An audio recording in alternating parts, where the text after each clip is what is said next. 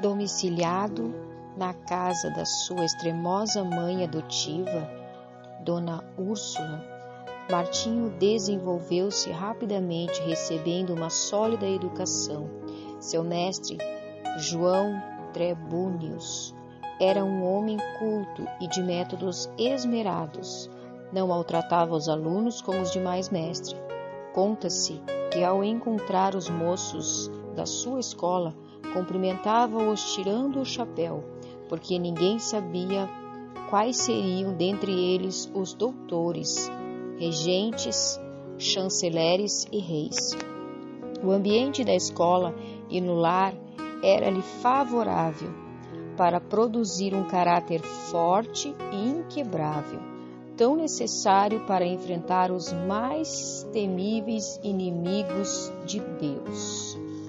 Martim Lutero era mais sóbrio e devoto que os demais rapazes de sua idade. Acerca deste fato, Dona Úrsula, na hora da morte, disse que Deus tinha abençoado o seu lar grandemente desde o dia em que Lutero entrara em sua casa. Logo depois, os pais de Martinho alcançaram certa abastança. O pai alugou um forno para a fundição de cobre e depois passou a possuir mais 2. Foi eleito vereador na sua cidade e começou a fazer planos para educar seus filhos. Mas Martinho nunca se envergonhou dos dias da sua provação e miséria. Antes reconhecia que fora a mão de Deus dirigindo-o e qualificando-o para a sua grande obra. Como poderia alguém, depois de homem feito, encarar fiel e destacadamente as vicissitudes da vida, se não aprendesse por excelência enquanto era jovem? Aos 18 anos, Martinho ansiava estudar numa universidade. Seu pai, reconhecendo a idoneidade do filho, enviou-o a Erfurt, o centro intelectual do país, onde cursavam mais de 1000 estudantes. O moço estudou com tanto afinco que, no fim do 3º semestre, obteve o grau de bacharel em filosofia. Com a idade de 21 anos, alcançou o 2º grau acadêmico e o de doutor em filosofia. Os estudantes, professores e autoridades prestavam-lhe significativa homenagem. Havia dentro dos muros de Erfurt, com 100 prédios que pertenciam à igreja, inclusive 8 conventos. Havia também uma importante biblioteca que pertencia à universidade. E aí, Lutero passava todo o tempo de que podia dispor. Sempre suplicava fervorosamente a Deus que o abençoasse nos estudos. Dizia ele, orar é a melhor parte dos estudos. Acerca dele escreveu certo colega, cada manhã ele procede seus estudos com uma visita à igreja e uma prece a Deus. Seu pai, desejoso de que seu filho se formasse em direito e se tornasse célebre, comprou-lhe a caríssima obra Corpus Juris.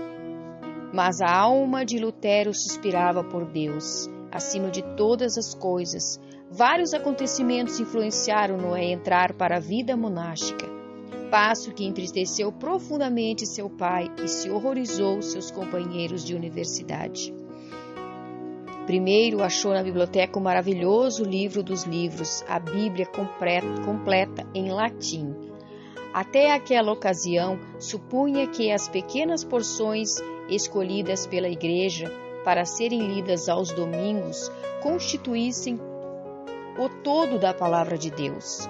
Depois de uma longa leitura, exclamou: "Oh, se a providência me desse um livro como este só para mim!" Continuando a ler as Escrituras, o seu coração começou a perceber a luz e a sua alma a sentir ainda mais sede de Deus. A essa altura, quando se bacharelou, os estudos custaram-lhe uma doença que o levou às portas da morte. Assim, a fome pela palavra de Deus ficou ainda mais enraizada no coração de Lutero. Algum tempo depois, a sua doença, em viagem para visitar a família, sofreu um golpe de espada e 2 vezes quase morreu, antes de um cirurgião conseguir pensar-lhe a ferida Para Lutero, a salvação da sua alma ultrapassava qualquer outro anelo. Certo dia, um de seus íntimos amigos na universidade foi assassinado. Ah, exclamou Lutero, horrorizado, o que seria de mim se eu tivesse sido chamado desta para outra vida, tão inopinadamente? Mas de todos esses acontecimentos, o que mais o abalou em espírito foi o que experimentou durante uma terrível tempestade, quando voltava de visitar seus pais. Não havia abrigo próximo, os céus estavam em brasa, os raios rasgavam as nuvens a cada instante. De repente, um raio caiu ao seu lado. Lutero, tomado de grande susto e sentindo-se perto do inferno, prostrou-se gritando: Santa Ana, salva-me e tornar-me-ei monge. Lutero chamava a esse incidente a minha estrada caminho de Damasco, e não tardou em cumprir a sua promessa feita a Santa Ana. Convidou, então, os seus colegas para cearem com ele. Depois da refeição, enquanto eles se divertiam com palestras e músicas, repentinamente anunciou-lhes que dali em diante poderiam considerá-lo como morto, pois ia entrar para o convento. Debalde, os seus companheiros procuravam dissuadi-los do seu plano. Na escuridão da mesma noite, o moço, antes de completar 22 anos, dirigiu-se ao convento dos agostianos e bateu. A porta abriu-se e Lutero entrou. O professor, admirado e festejado a glória da universidade, aquele que passava os dias e as noites curvados sobre os livros, torna-se irmão agostiano. O mosteiro dos agostianos era o melhor dos claustros de Erfurt.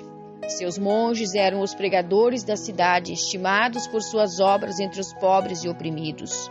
Nunca houve um monge daquele convento mais submisso, mais devoto, mais piedoso que Martinho Lutero.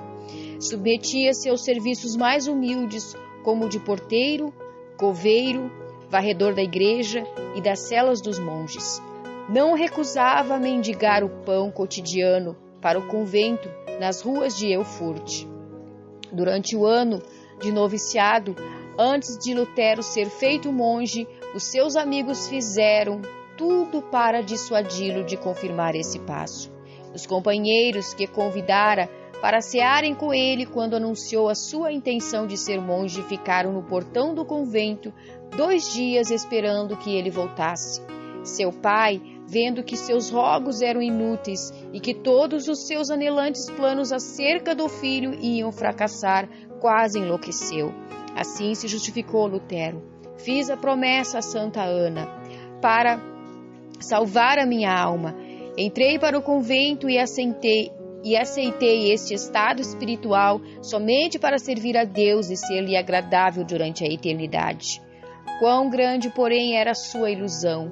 Depois de procurar crucificar a carne pelos jejuns prolongados, pelas privações mais severas e com vigílias sem conta, achou que, embora encarcerado na sua cela, tinha ainda de lutar contra os maus pensamentos. A sua alma clamava: dá-me santidade ou morro por toda a eternidade. Leva-me ao rio de águas puras e não a estes mananciais de águas poluídas. Traze-me as águas da vida que saem do trono de Deus. Certo dia, Lutero achou na biblioteca do convento uma velha Bíblia latina, presa à mesa por uma cadeia. Achara, enfim, um tesouro infinitamente maior que todos os tesouros literários do convento. Ficou tão embebecido que durante semanas inteiras deixou de repetir as orações diurnas da ordem. Então, despertado pelas vozes de sua consciência, arrependeu-se de sua negligência. Era tanto o remorso que não podia dormir. Apressou-se a reparar o seu erro, fê-lo com tanto anseio que não se lembrava de alimentar-se. Então, enfraquecidíssimo por tantos jejuns e vigílias, sentiu-se oprimido pelas apreensões até perder os sentidos e cair por terra. Aí os outros monges o acharam, admirados novamente de sua excepcional piedade. Lutero somente voltou a si depois de um grupo de coristas o haver rodeado, cantando. A suave harmonia penetrou-lhe o coração e despertou o seu espírito. Porém, ainda lhe faltava a paz perpétua para a alma. Ainda não havia sido ouvido cantar o coro celestial: glória a Deus nas maiores alturas, paz na terra, boa vontade para os homens. Nesta altura, o vigário geral da ordem agostiniana, Staupitz, visitou o convento. Era homem de grande discernimento e devoção enraizada. Compreendeu logo o problema do jovem monge. Lhe ofereceu-lhe uma Bíblia, na qual Lutero leu que o justo viverá da fé.